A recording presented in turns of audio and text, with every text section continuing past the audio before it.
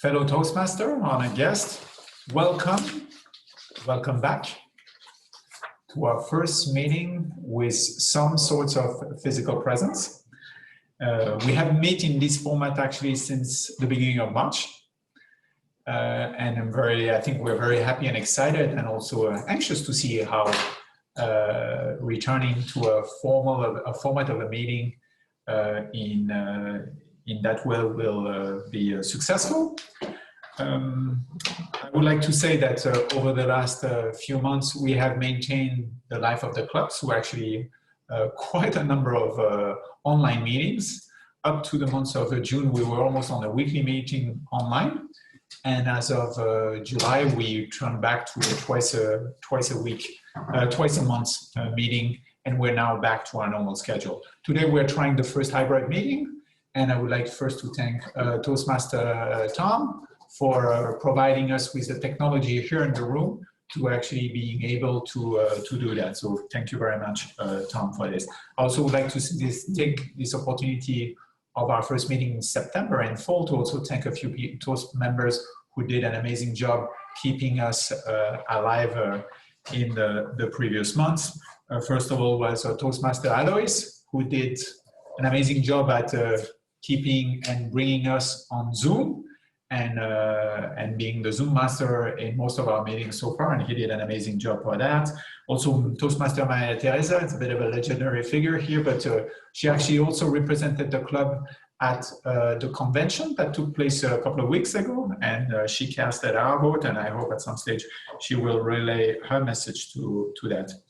And finally, as a final announcement to the start, with Toastmaster Maria that is here today, we're thinking about doing an educational session as of the end of September and having probably four educational sessions to start based on interviewing, sharpening your skills on doing job interviews, and we'll open that to all of you and eventually to some guests.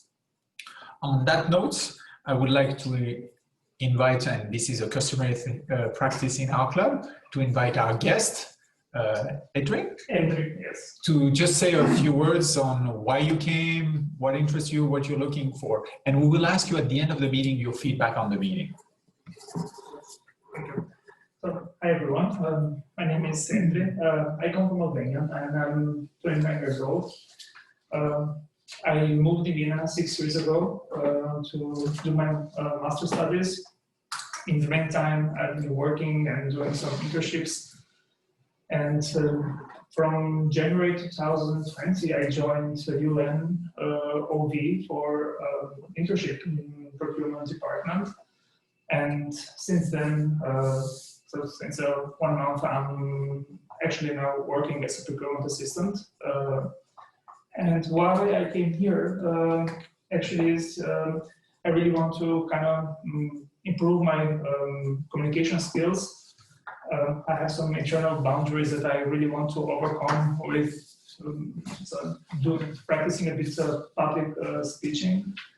And I came across on internet to Toast, to Master Club, that there was also one here at the VIC. So I said, why not? To give it a try, and of course meet new people and create contacts. Thank you, Irene, and welcome on board. And you may come up to 3 times to visit our class as a club, as a guest, without having to sign up for the membership. On that note, I would like to hand over the meeting to the Toastmaster of the day, and that is doing multitask today. And I invite Toastmaster Tom to take it over from there. Thank you. Thank you very much. Thank you. Now, fellow Toastmasters, honored guests, it is a true pleasure and honor to be here with you and to lead you through this very special meeting, a hybrid meeting. Well, it sounds a little bit technical, hybrid. What does it mean? It means that we have speakers and audience here and far, which we see on the screen only, but still it's a new feeling. Feels a little bit like in television, right? So the camera is not as good, so we need to look for a better studio camera maybe. Now let's see, I'm sure it will be a very exciting meeting, especially because we again have a full program with 2 speakers. We will have Tristan and we will have Wojna as speakers, and we will have table topics. Yes, and as it's usual in our meeting, I will also introduce our team that will provide feedback. Basically, I will hand over to the general evaluator, if I find who it is. Yes, it's Melanie, and Melanie will introduce her team. Please, Melanie.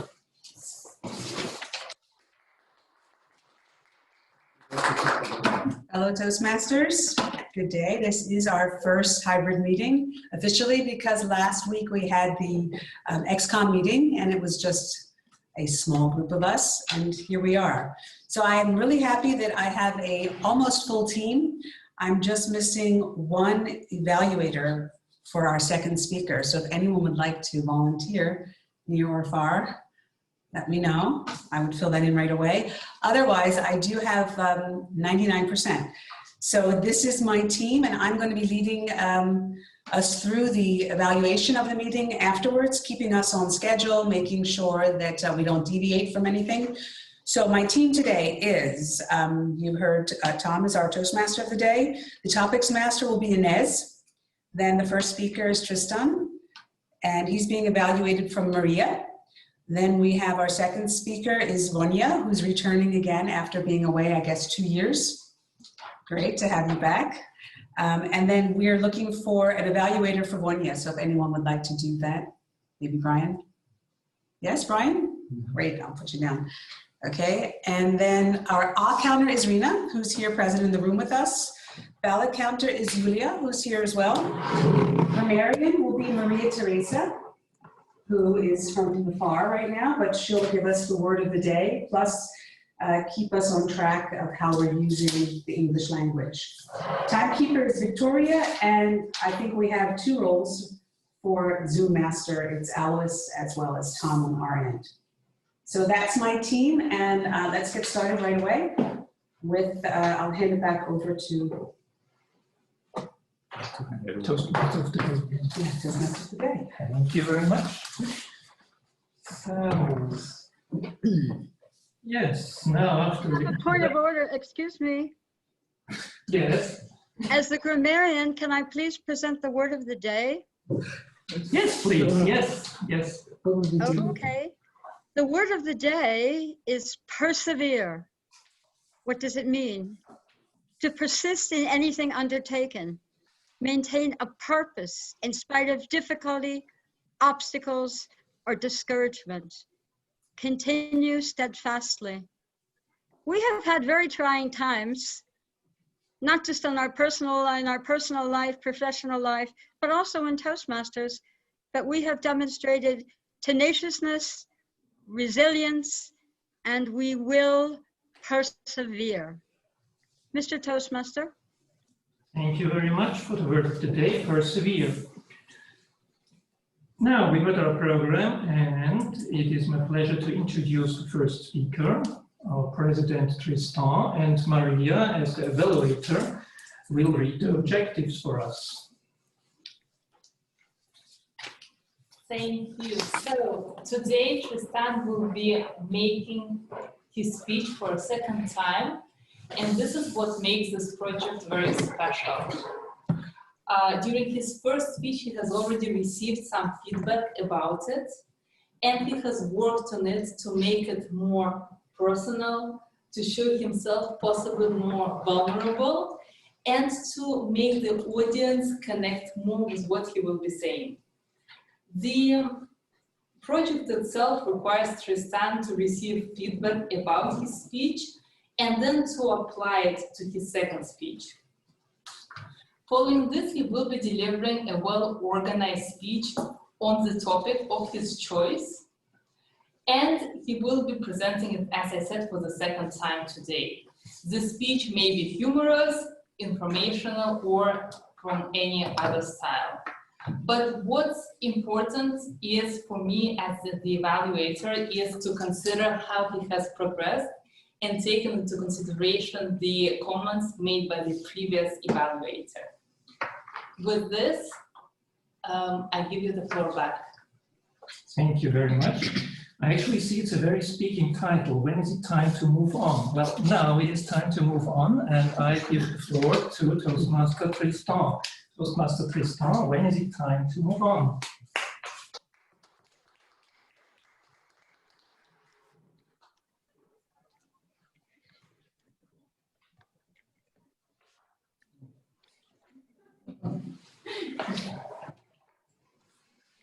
Thank you, Toastmaster Tom, fellow members, honored guests. In the coming months, I will turn 50. Hopefully, it will be the midpoint of my life. In our lives, we have many points. Some are life-changing turning points. Expected, or anticipated, or unanticipated. How do we make sure that we're taking the right turns in our life? When do we know it is time to move on? Today, I would like to share with you the importance of having a system to take important decisions in your life. I will share the system I developed and use to decide when it is time for me to move on in my professional life. Let me start first explaining how I came to develop such a system in the first place. I started to work some 25 years ago. I've already been now in seven different organizations. However, in my first 8 years of my professional career, I had already been in 5 different organizations. I was basically jumping from one job to another. They call it job hopping. I was like a bee flying through the breeze, drinking the nectar of one flower after another one. I wasn't really thinking about any of these job changes. I had no strategy, no system. I was just following the wind of opportunity. I realized that that wind will bring me somewhere, ultimately somewhere, but not necessarily somewhere I wanted to go. So I started to develop a system and fine-tune a system to take a better decision for when is it time to move in my professional career. And I will walk you through this system, which is basically centered around 3 questions. My first question that I ask is does this job makes me grow? I mean, do I learn new things? Do I meet new people? Do I experience new environments? Am I pulled slightly outside of my comfort zone? I realize that this is important to me because I'm somehow addicted to learning, discovering, experiencing things in my life. And I would feel miserable in a job where it would be very repetitive every day. The second question I ask myself is, does this job makes me happy? What do I mean? Do I laugh? Do I smile? Do I have fun while at work? Does the workday flies through like rapidly? Happiness is also associated to the work outcomes. Actually, do I contribute to something useful? Do I have an impact? I realize that I spend a lot of time at work, and life is too short for not being happy while you're there. So the third question I ask myself is, it's a more logistical question. Does this job cover my expenses? I mean, can my salary cover the living expenses of my family? Most like you, I would not be able to just work, or most of you hope, well, I would not be able to actually sustain myself if I would be working for free. So this is an important logistical consideration. As you've seen, I have 3 questions that I ask myself to decide if I need to stay or continue on my job. Does this job makes me grow, makes me happy, cover my expenses? If I answer yes to all these questions, I don't have to think. I'm fine. I'm doing great. However, if I start to ask no to answer no to one of those questions, then I don't have to overthink as well. it's time to move out. Time has come for me to move. Right now in my job at the IA, I already have the answer. I already noticed that the answer to the first question, does this job make me grow, is already shifted towards the no. I know for more than 1 year that time has come for me to move on. However, you can imagine the type of discussion I have with my wife to agree on fixing and determining that date. So while these questions, 3 questions, are fairly simple to answer, it is actually not necessarily that easy to implement. However, you need to have a system, and I believe it's very important to have a system to decide important things in your life. Because without a system, you would be like a bee, flying through the breeze from one flower to another. And if you want to take a more active life, a way at steering your life, I think it's important to take control. And having a decision system and clarity on what it is will help you to have a more purpose life. So what is it for you? What can you do? And I'm gonna ask you just to take one example. Take one area of your life. Could be your job. It could be a relationship with someone. It could be an activity in which you're engaged. It could be even your Toastmaster membership. And ask yourself, what are the important elements that you need in that job, in that relationship, in that activity that are actually important for you to remain in there? So in the case of Toastmaster, are you looking to grow your communication skill, to meet a group of diverse and interesting people, to have a fun time, or all of it? Once you assess that, then you actually, it's very simple, but not necessarily easy for you to decide if it's time to move on in your life.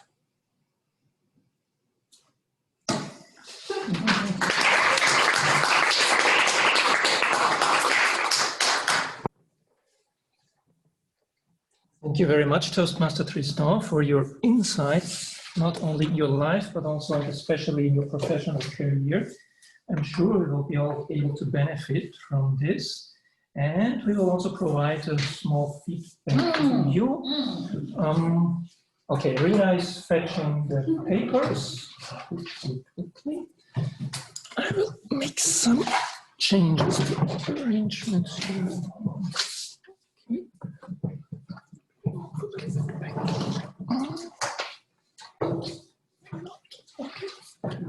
Maybe not.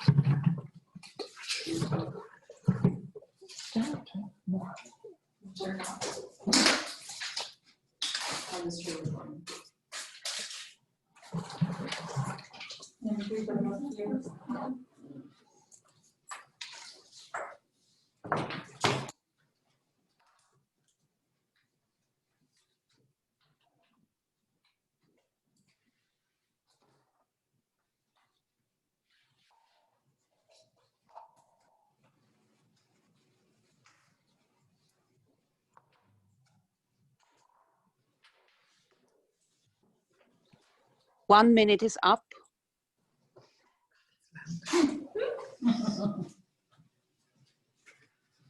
Good. Which means we can move to our second speech. Once I manage to turn around. It's a meeting with many turns today, I realize. So let's see if I can see something here. Because that is not so clear. I just don't have control over what you see. So, exactly. This is too high now.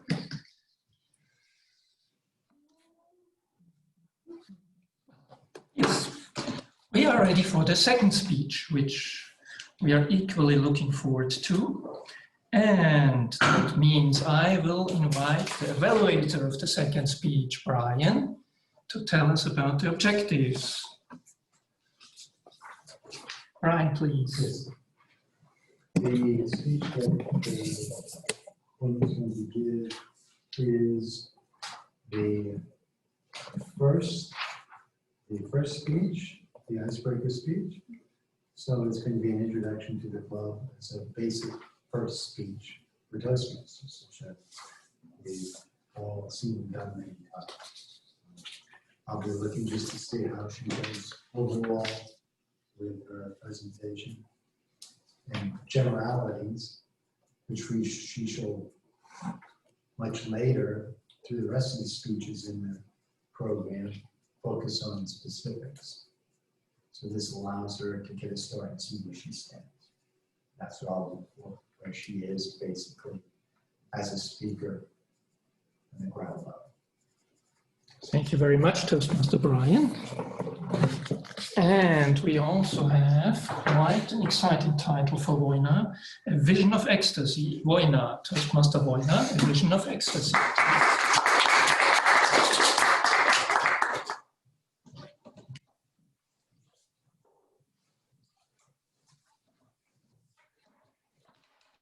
Thank you, Mr. Toastmaster of the Day, Thomas. It's this. Now we have something here now.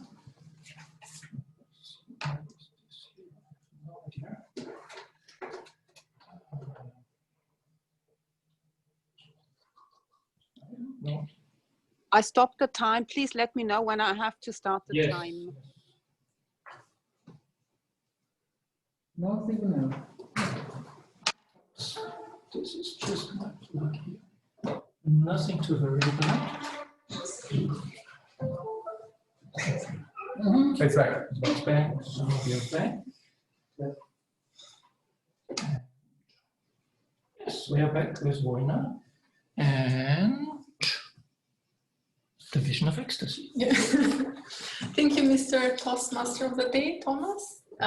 Dear fellow Toastmaster, honored guests, I greet all of you affectionately wherever you are. I am Wojna, consultant at the IAA, a former Toastmaster dropout. I guess you have heard, have you ever heard about the quote, the dropout crisis is just the tip of the iceberg. The hidden part of the iceberg, the element underneath the surface, guided me to come back today to Toastmaster. And I'm grateful and happy to be and share this moment with you right now. So today I will share my whys, 2 whys. What motivated me to join Toastmaster in 2017, why am I back, and my observations about the Toastmaster experience. In 2017, I was doing an internship at the Technical Cooperation Department at IAA. My supervisor, Tomo and Cesar, invited me to join a group called Toastmaster. Months before I joined, I had this nagging feeling and thought of wanting to learn more about leadership and communication skills, and need to search for a book, a website, or a meetup and read more about it. And when I was a child, I was always drawn to Plato and Aristotle's books about rhetoric, oratory, the eloquence of rhetoric, and the sophistical rhetoric. So when I joined Toastmaster, it felt like an inclination. It felt like I belonged to this group. I just didn't have the language to articulate it. I was touched by the idea that such a group existed. I was moved by its mission, by its story of creation. Someone like Ralph Smedley in 1924 was insightful enough, visionary enough, influential enough to create Toastmaster and influence it, so that now we have Toastmaster clubs in 145 countries. I could see how his vision found expression in VIC Toastmaster. I was amazed by the speakers of VIC. I had seen such speakers only in television. They were respected individuals, respected, admired, powerful individuals that would use their star power to inspire and support the newcomers. I noticed they changed actually the conversation of what it means and what it takes to be a success in this club. The leadership of VIC Toastmaster and the speakers were shining the spotlight on any new member, not only professional speakers, any member, and they were celebrating any single achievement of theirs. Individuals like Cesar, I will go now personal. Individuals like Cesar, my sweetheart, my mentor, when he spoke, he touched the heart of the people. He had this emotional touch. When he spoke, he became ageless. He was an old wisdom man. Individuals like Tristan, a director who wants to improve himself. I thought you should be already perfect. Why are you here? There was a compelling presence. Individuals like Ines, a high self-mastery of voice variety and body language. The goddess of truth, Maria Teresa, either you love her or you don't. Lily, the command-in-chief. Victoria, the red-haired woman with a beautiful South African accent, who kept you on your toes with her silence. And my favorite, the entertainer, Mr. Thomas. And many others that I have not mentioned, inspired me with their speeches, mostly with their styles, to rise to my best self, to my best possible self. Now I will tell you why I'm back. I hit as well in a few months, 30, and I'm reflecting on what's my next platform of impact. What should I do in order to be in my A game? And which tools should I use to be in my A game? How can I live, love, and matter? And I find that tool here. I find Toastmaster is one of these tools. And the second reason I'm back is to build meaningful relationship with people that I share the same passion, the passion for Toastmaster. Have you heard about the saying, you're the average of the 5 people that you associate the most? While on a mission of reigniting my life, I'm paying attention to the quality of this relationship that I build. So hence, I like to get real, and I look forward to get to know as many as possible of you here. And this is my why. Thank you.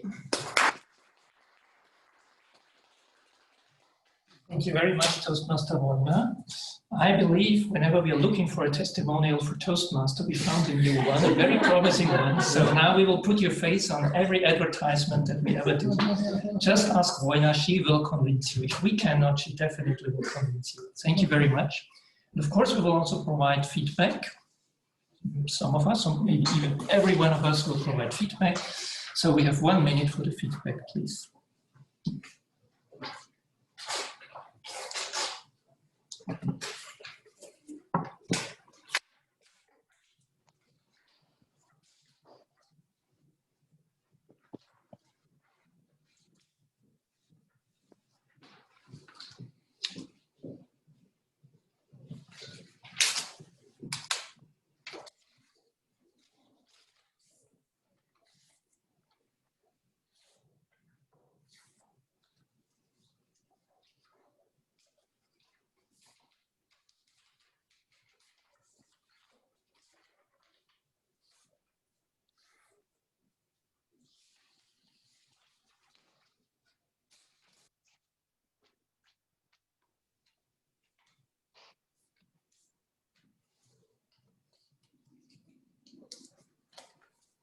One minute is up.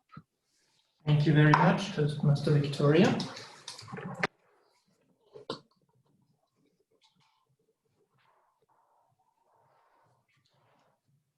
Fellow Toastmasters, honored guest, some of you might remember the power of 3. 3 is somehow a magic number, And this is why we basically have three parts in our Toastmaster meetings. We have the prepared speeches, we have the table topics, and we have the evaluations.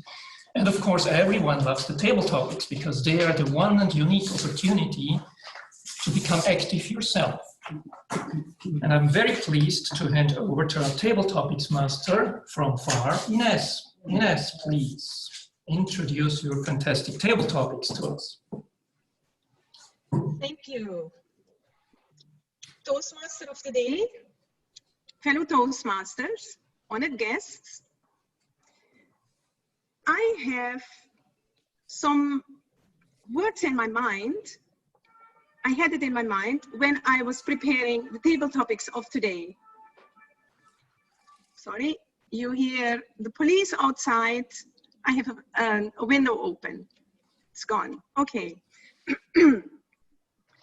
The word which came to my mind was hybrid.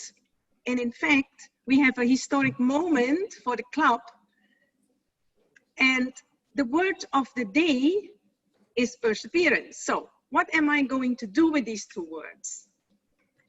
In fact, I have even said that the word of the year 2020 will be hybrid.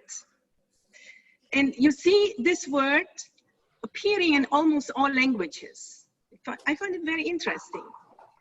And another word or another expression which came to my mind was flattening the curve.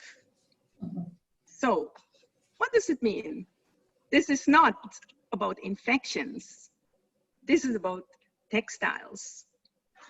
So we see, in fact, that a lot of textiles are overflowing the market. And what we do not really realize is that so much productivity, but also so much creativity is just disappearing over years, perhaps over centuries. So we need to find a way to give textiles new life. I hope you're with me on that. So that means also at the same time, we have to reevaluate what we have as a person, what we have in the family, what we have in a community, in a country, wherever. So that means textiles are telling a story.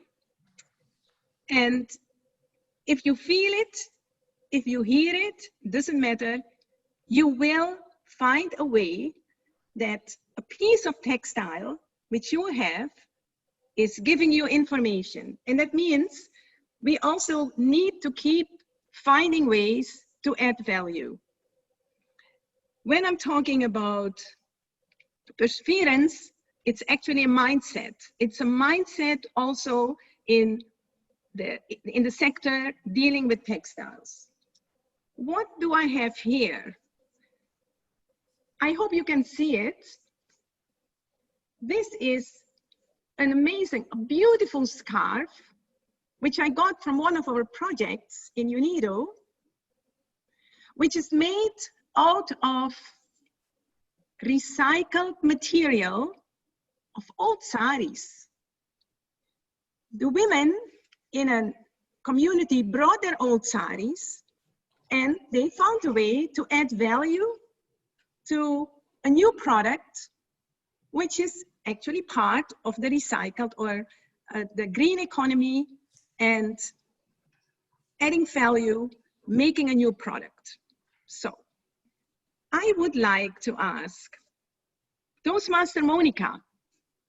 Oh. Yes, this is not a speech. That was unexpected. You have certainly in your country or in your family a beautiful piece which you find amazingly important to keep it for the family, to keep it for the next generation. Can you please give us your thoughts on that? Toastmaster Monica. Hello, everyone. I'm very happy to be here with you today. I don't know, do you hear me?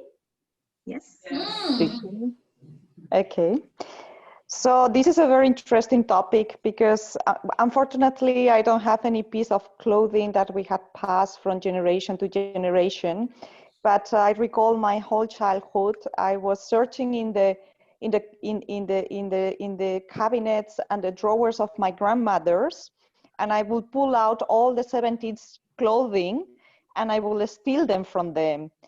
And before, the fashion was not fast fashion like today. The quality of the cloth was different, and the clothes were not thrown away, but they were kept for reuse. So in my youth or my teenagers, I was using all these 70s and 60s clothing from my grandmothers. But unfortunately, I haven't kept any of these, yeah. But what I have to say is my grandmothers used to do the clothing for us. And one of my grandmothers was a tailoress. And when she passed away, and my aunties and my mother, they asked me what I wanted to keep as a souvenir, or remember talking for my grandmother, was a little, I don't know the name in English, it's where you pin, when you put the pins, this like little cushion that she used to have, where she used to put her pins, because that remind me of all the love he had put in doing these dresses for me when I was a child, and all the love she had put in all her work in making clothing for her family. So I keep this object. This is a small, very modest object. I didn't want any jewelry. I didn't want anything. The only thing I remember is, the only object I wanted is something that reminds me of her love to her family and how she had to spend so many hours and so much dedication in creating this wish dress or this wish jacket for her granddaughters and her daughters. And this I will, of course, will pass to my daughters too.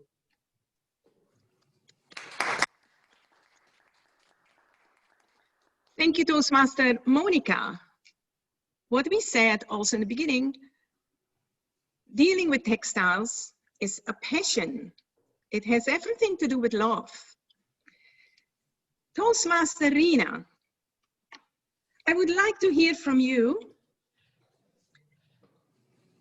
what your story is in the area where you grew up in India at a time when you were a child.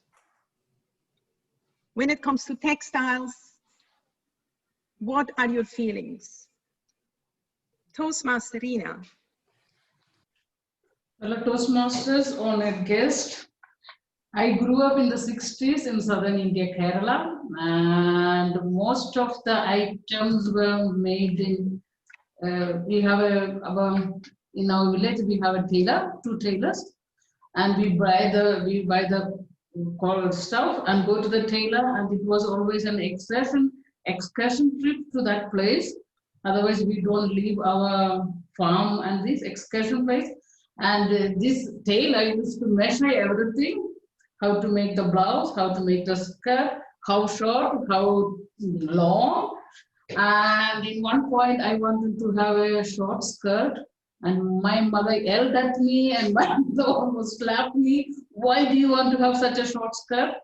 So, and I was the eldest in the family, therefore I always got the new ones. My sister was not that lucky. She always got the used ones of me. So she was not very happy with that. This is my memory of it because of the fight between my sister and me, and the excursion trip to the tailor to make the clothes. I never had any ready-made clothes like we do the shopping now. The thing is always go to the shop, make your choice, pick up the most probably not the best quality stuff because my father was not that rich. But my mother made it sure it should be very colorful. Because in India we enjoy the colorful stuff, it should be very colorful. and it should be very comfortable. And then again, 2 weeks later, it was another excursion trip to go to the tailor and pick it up and try it on. And yeah, I was a happy child and my sister was not a happy child. This is the memory I have about this tailoring and clothes. And even now when I do shopping, I always make sure I get 100% cotton, because 100% cotton, I feel comfortable. So I kept the comfortable part, and also most probably also you can see the colorful part. But the tailoring part is gone. This is what I have to say. Thank you. Thank you, Toastmaster Rina. We really see that textiles or cloth or fabric, which we said, is all about emotions. I would like to show you also something which is handcrafted, and you would not believe it, recycled out of old tablecloths. Toastmaster Melanie, let us hear your voice on that. What is your thinking about recycling or upcycling old fabric and old material? Toastmaster Melanie. Thank you, Toastmaster Inez. And to start off, I can think of a recycled fabric in my family that has a lot of meaning. It's the wedding dress of my grandmother, who in 1936 in Sicily was married to my grandfather. They were our nonna and nonnu, and they came to America in 1937, and my grandmother brought this dress with her because she made it herself. She was a seamstress. So the material, of course, was very special, and they were immigrants when they came through Ellis Island in New York. And she kept the wedding dress. She gave birth to my mother in 1937, and she never did anything with the material. But then my mother gave birth to my oldest brother, who was 4 months premature, and my grandmother took this wedding dress and she made his christening gown. And this christening gown is still in my family, and I've actually used it for both of my children. And recently I had to send it to America for my niece, who just gave birth to a baby girl in January. And I was quite nervous about sending it across the ocean, so I insured it. And the dress arrived 2 months later. They had to call anyway off the christening because of COVID. And it's very special. This is our only family heirloom, made from a recycled wedding dress, and is now a christening dress that I hope to get back if I can get to America and take it away from my niece. But it's a material that is actually, it was ecru, which is a light beige, and everyone thinks it's dirty, and they insist on taking it to the dry cleaners. And I've been fighting my family, no, you can't dry clean it, because recycled material is very sensitive, and it's from 1936. So we've been hanging the dress up with a nice lavender, dried lavender, and I even have a picture of it I'll bring in sometime. So recycled doesn't necessarily mean that it's going to last, but it does have a lasting memory.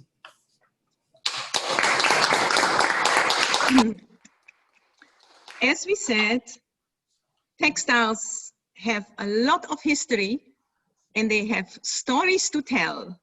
We know that. We know that from all of you up to now. I was recently in Thailand, and there is a new culture developing, and it's a culture of using recycled material to make bags. This is actually a beautiful silk bag made by people in Thailand who have discovered that is our future. No plastic, no other material, go back to nature, go back to silk. Of course, silk is very expensive. And I would like to ask Toastmaster Julia, when you grew up as a kid, Julia, sorry. Yeah, she's there. I'm here. Sorry. Toastmaster Julia, when you grew up as a kid, what was your favorite dress? And what did you do with it? Where is it now?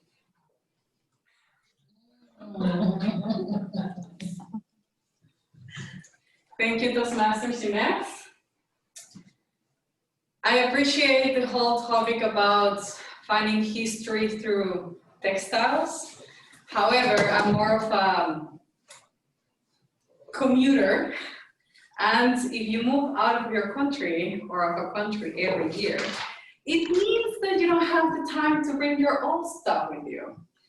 And that gives you the freedom to know when it's time to move on to your own things. I do not remember any dress growing up, to be honest. I knew I had one, but definitely not. In the spark of the moment, I have this picture of myself. However, I do find very important and interesting the topic of reusing fabrics and being in the upcycle movement. Have you been in a moment in your life you have this perfect blue dress and it breaks a little bit and you're like, what am I gonna do with it? I really wanna keep it. Why? But it's not socially modern anymore just to put a patch in there and then walk around the UN with a little patch in your dress, right? We should modernize this. We should make it more beautiful to have to reuse your own clothes to actually make it modern and acceptable for this kind of work environment. So this is a new history I have to create here right now. Thank you. Thank you, Toastmaster Julia. I think you forgot to put your favorite bag, dress in your comfort bag. Or you have probably more. And that's also something which we need to survive in the type of culture we have adjusted ourselves to through our job, because we have been moving.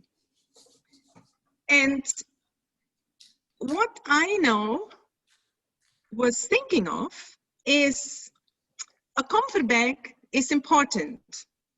And in a comfort bag, you have things or something which you like to have on your body, which let you feel comfortable and safe. I got this tank top from my brother, who left it with me, and he had it always in his comfort bag. I was wondering why he left it with me. I would like to ask Toastmaster Brian,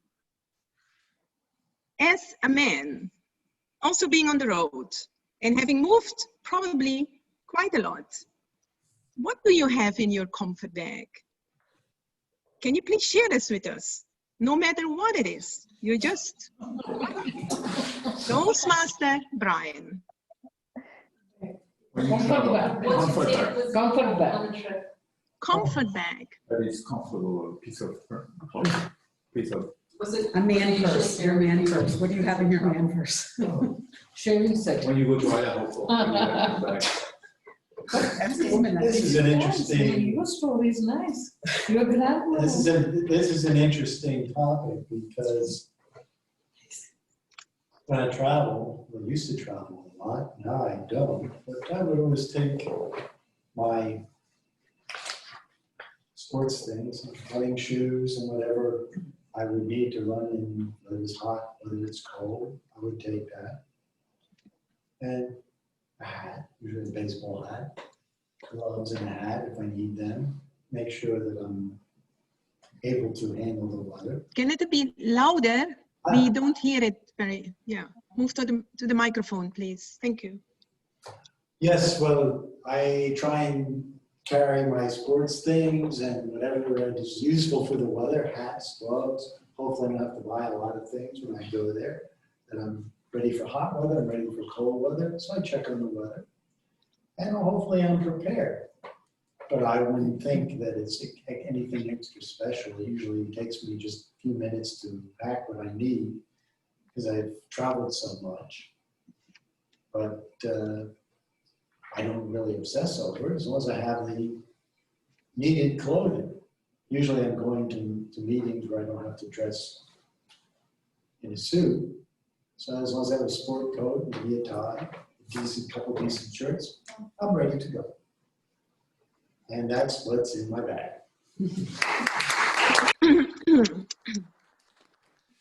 Thank you very much. You see, we all have something which let us feel good. That's a very important part, especially in these days.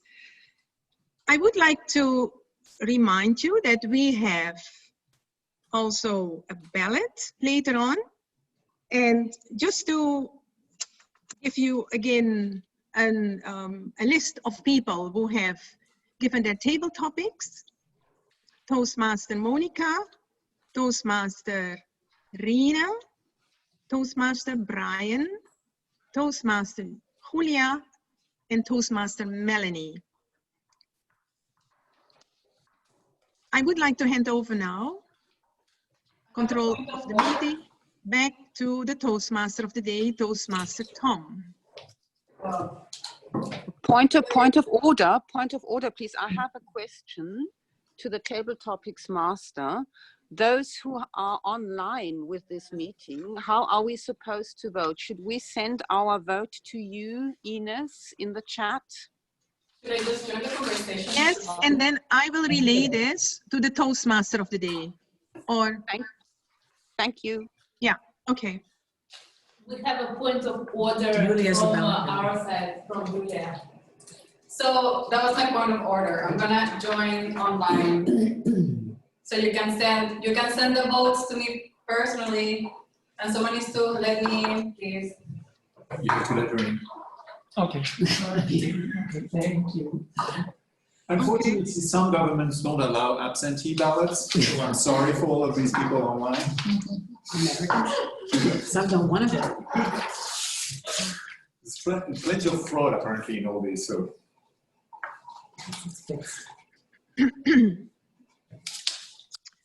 Okay. So we will send it then to Toastmaster Julia, because I see her that she's in my list, on my chat list. That should work. Thank you. Everyone? Yeah, I do. Toastmaster Julia.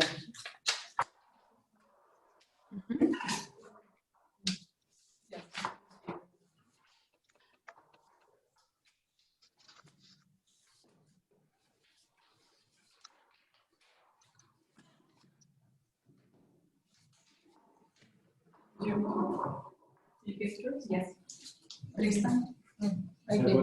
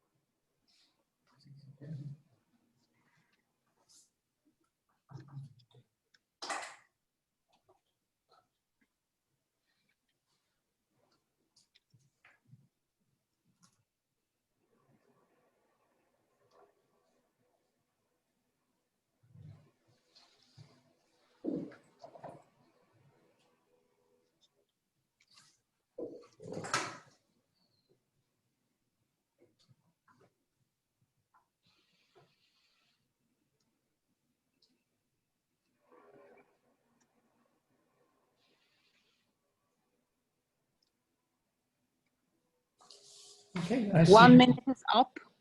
So thank you, Victoria. Which means we can move on to the next part of our meeting, which will be the feedback. And we start the feedback session with our general evaluator, Melanie. Oh, so I'll stay seated, okay. So, not sure if you've all ever read what it actually means to be a general evaluator, but I did, and I found out that being an evaluator is actually something that should be taken as a positive task. You are there to really assist your fellow Toastmaster to develop their skills and to make sure you give them feedback that they can use for their next speech, or to comment on the quality of their speech, small tips they can use, keep it upbeat. So I would like to find out actually what it really means to be an evaluator, because that's the next role I'd have to take after I do my second speech. Maria, would you take over the floor to give your comments on Tristan's speech? Absolutely, Madam.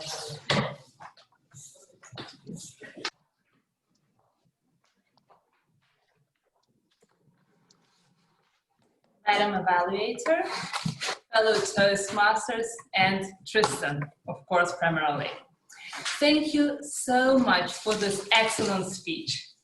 It was insightful, useful for all of us, and greatly enjoyable, because who of us, being part of the UN system, have not thought about the questions that you were raising, and getting an answer, a ready-made answer which all of us can apply in a clear, structured way, is something we all definitely appreciate.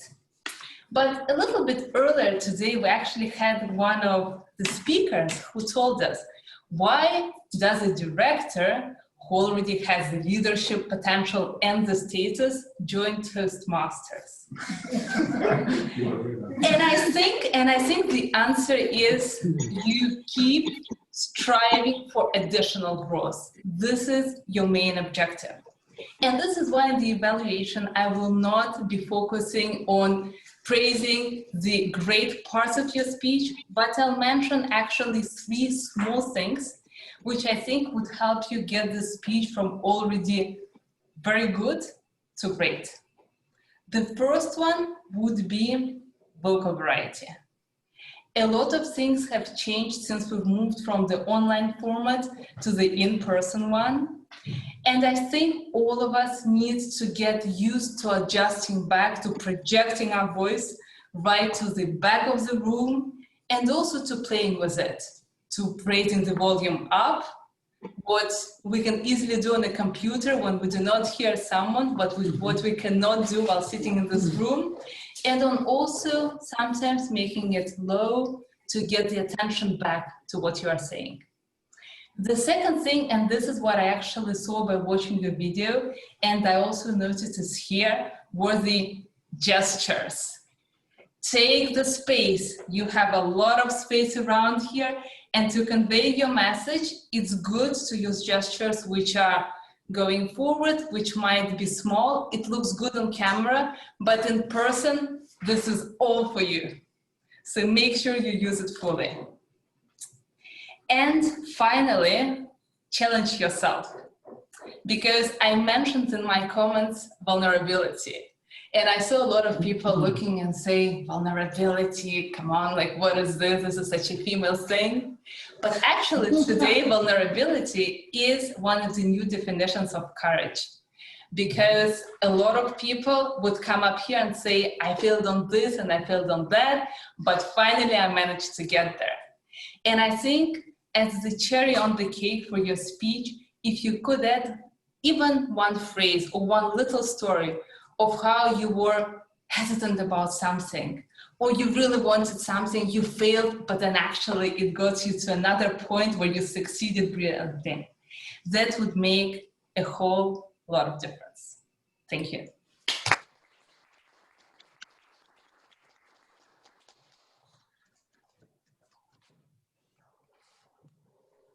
Shall I stay seated? Wow, Tom, you are doing a good job. Yeah. Zooming on me though. So, we had a returning member that came up and spoke not like a new member, but as you can see, with a lot of experience, and that was Wanya. And Brian decided to get on the train at the last station, thank goodness, and he has become her evaluator. So Brian, would you come to the floor and give us some feedback on Wanya? Wanya did her icebreaker. So this is basically her first speech. And as Melanie noted, it was a rather well done speech for the first speech. And what I liked about it mainly was the organization of it, which showed she understood that she needed to have a very powerful opening, and she grabbed our attention that way by talking about her reasons to come back. And she went through different things. And the title of the speech being A Vision of Ecstasy's Toastmasters, she talked about vision, which was very important.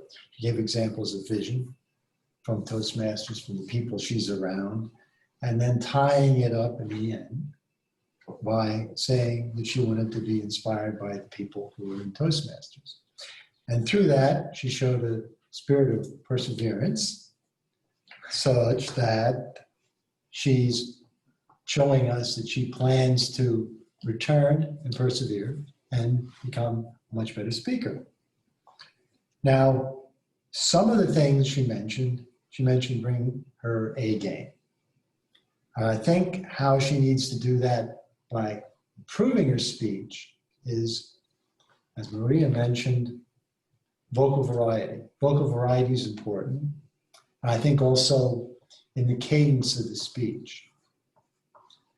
When I think back on your speech was very, not monotone, but you moved through it very succinctly to each point.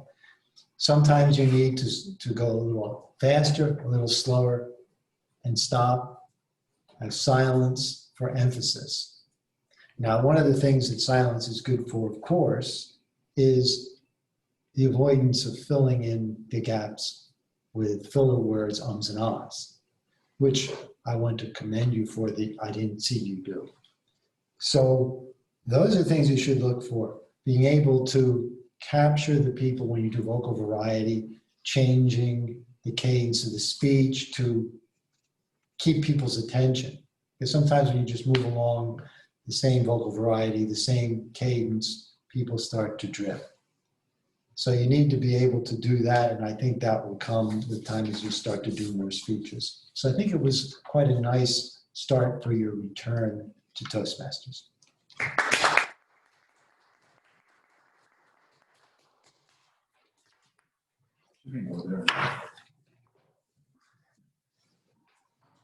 So we've heard from both of our evaluations, and what I was able to pick up is that both times it seems like the evaluators are really into the detail of your speeches, so that's quite commendable, and very personal. They're picking things directly out of your speech.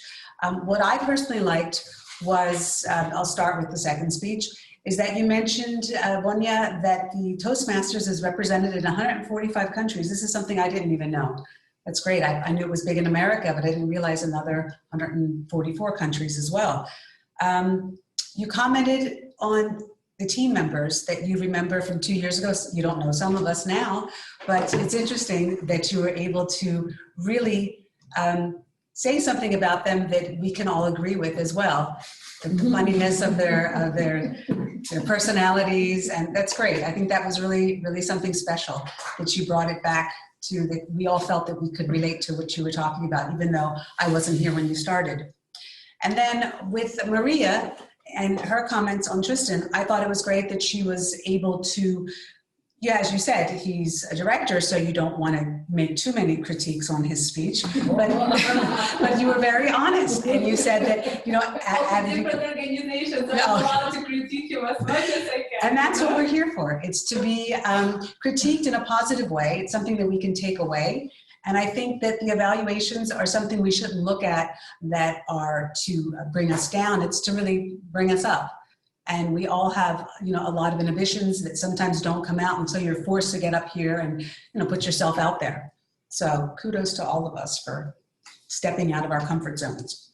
So I'd like to move on to our grammarian, if that's not out of sync, Marie-Therese, and you'll let us know how we did as far as language and how often we were able to persevere through this hybrid meeting. Are you ready, Maria-Theresa? I don't see you. I see you. But unmute yourself. Maybe it's better. Okay, thank you. It's not quite so easy. In any event, as your grammarian of the day, I've been paying particularly close attention to the use of the English language. And as anybody knows me, I'm not too embarrassed to make any kind of criticism, even to a director, Toastmaster Tristan. We know that. I start off with Maria. Go back. It's wonderful. I missed you. But in one instance, you did use the language incorrectly. You were referring to Toastmaster Tristan, and you said he was making his speech, but it should have been giving his speech. Just like at one point, you were returning control of the meeting back to somebody, and you said, I give you the floor back. Not quite right, not quite right. You also talked about the cherry on the cake, and I think I knew what you were trying to say, but I would have said the icing on the cake. Okay, so much for Maria. For Melanie, you also had problems when you mentioned somebody coming to the floor. Again, they don't come to the floor. They either take the podium or you return control of the meeting and so on and so forth. Now we come to Mr. Director, Toastmaster Tristan. You again have problems. Does this job makes me grow? It should be make me grow, make me grow. You also had the difficulty, you said continue on my job, but you meant continue in my job. Toastmaster Monica, again, somebody we haven't seen in a while. It was lovely to have you back. I don't believe there's a word in the English language as tailoress, but Melanie used it correctly, and one other person using it correctly, it would be seamstress. Voinia, welcome back. You wowed us again. Super, super, super. But very important, you always said Toastmaster and not Toastmasters. It is plural.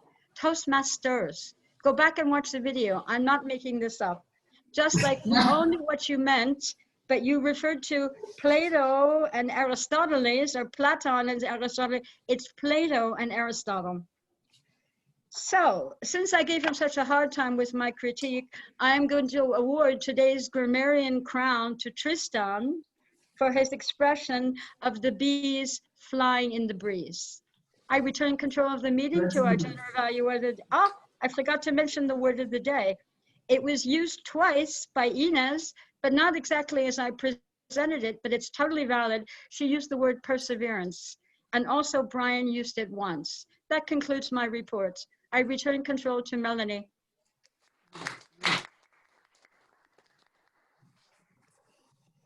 Thank you, Toastmaster Maria Teresa, who keeps us always in check. So I would like to then call upon the counter, Rena, if you'd like to give us your report about our ums and ahs and Yes. Hello, everybody.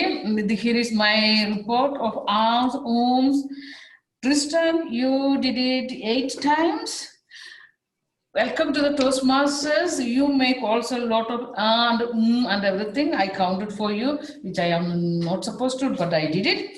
You did it in a short speech. You did it 8 times. Melanie 7 times. Maria 2. Brian 2. Voina 15 times. Ines once. Monica 10 times. Julia once. This is all repetitions. People make and all these unnecessary words or sounds or repetition. This is what I was supposed to count, which I did, and Voina get the crown. This ends my report, and I give control to the Toastmaster of General Evaluator. You continue to So, according to my checklist here, it looks as though we are going to our timekeeper and then our ballot counter. So, Victoria, I'd be happy if you'd let us know how we were with our time today. Fellow Toastmasters, honored guest, I'm very happy to see that we are back in the VIC as a hybrid meeting, and I have the honor today to serve as your timekeeper. This is my report. I'm starting with the prepared speeches, We had Tristan as first speaker with speech objectives 5 to 7 minutes, and Tristan stayed in time with 6 minutes and 45 seconds. The second speaker was Voina with a time frame of 4 to 6 minutes, and Voina went a little bit over time. She spoke for 6 minutes and 17 seconds, just a little bit over time. Coming to the table topic speakers, Monica speaking about the love and the pin cushion. You were a little bit over time, Monica, but love has no timing. So you spoke for 2 minutes and 41 seconds. Rina, the second speaker, you spoke 17 seconds longer than the maximum time of 2 minutes. So just a little bit over time.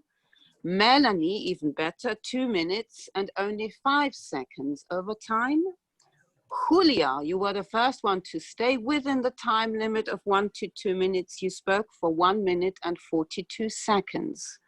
And finally, Brian, he also stayed within the time and spoke for 1 minute and 28 seconds.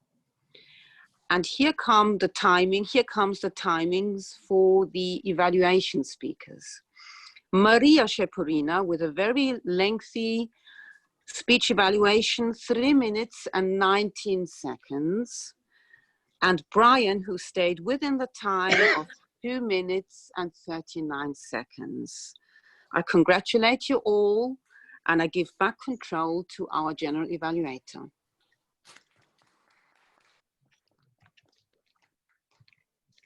It's good to have someone keep time because it is something that we take for granted and time is precious. So it's good to make sure that you stay within this allowed time frame of 4 to 6 or 1 to 2 minutes. So our last part of the program would be to find out how we did as far as the ballot counting goes. Julia, do we have a table topics winner? Yes, Master. So order question, Monica had over time, right? So she's beheaded from the competition? No, in the competition, it's not in our club. Okay, so we have half of the points. Half Monica, half Melanie. They're equally winners, but there's only one winner left. So I went over too. Are we supposed to like cut it in half or give you one each? I don't know what's the procedure here, but there's a tie between Monica and Melanie. So congratulations. And we love M&Ms. So.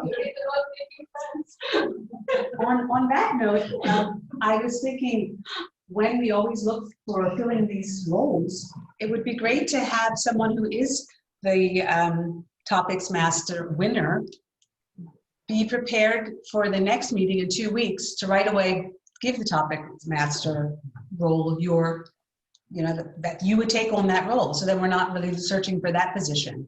So Monica, I would be really happy if you would take over the topics master next week. What do you think? Just an idea. Is everyone going to meet during VC? Is that okay? Because I saw the next meeting is during VC. We have a problem with the room. I cannot. Yeah. Okay. I cannot put. I can use my office, but I cannot put so many people in my office. So we can do online. We can do online next time. Okay. And then just my final evaluation for the meeting today. I think that the start was just a slight delay. We were about 5 minutes overtime. I had 12:20 that we started. We should start punctually at 12:15 if we need to be anywhere within the hour and a half. And as far as a hybrid meeting, I think this works quite well. I hope we can go back to all sitting next to each other eventually by the end of the year, and that everyone can come in like they used to, retirees as well as guests. So with that, my final evaluation is that I think this has been quite a successful meeting. Brian jumping in at the last minute, thank you to be an evaluator, and everyone taking an active role. Hopefully you do get the emails. And with that, I would like to turn the floor back over to the Toastmaster of the day, Tom, sorry. I got your last name. Thank you very much, Melanie. Well, I fully agree. It was a very nice and successful meeting, hybrid, near and far. I believe we could keep this format. We will, of course, improve, and I hope it is fun. I can assure you it had many turns, at least many turns of the camera, which added to me being more sporty. And speaking about sport, the next one that can jump to the podium and conclude our meeting is our president, Tristan.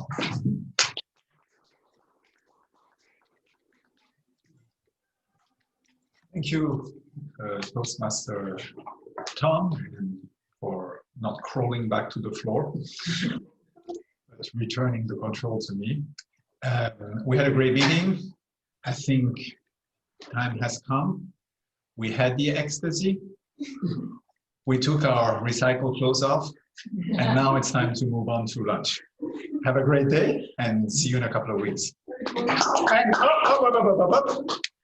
I forgot to ask you about your feedback for your meeting, from the meeting. What's your take? Can you share a few thoughts? Yes, technically I wouldn't comment because I'm not quite prepared to give such a comment. But what are my thoughts, my insights about energy that you all give here, and the sincerity and vulnerability of showing your private experiences and share it with everyone here is something that it's also like a lesson for me for the future. Thank you. Thank you very much. And we'll open up our vulnerability and demonstrate our perseverance. Have a great day.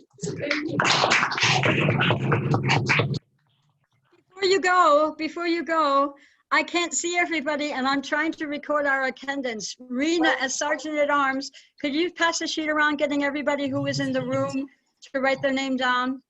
Was everyone able to listen at the back, Brian and I? I can't see who's in the room. We were 13. Brian? The number doesn't help me. I need to know the names and perhaps maybe also the name of our guest with his telephone number and email. Thank you.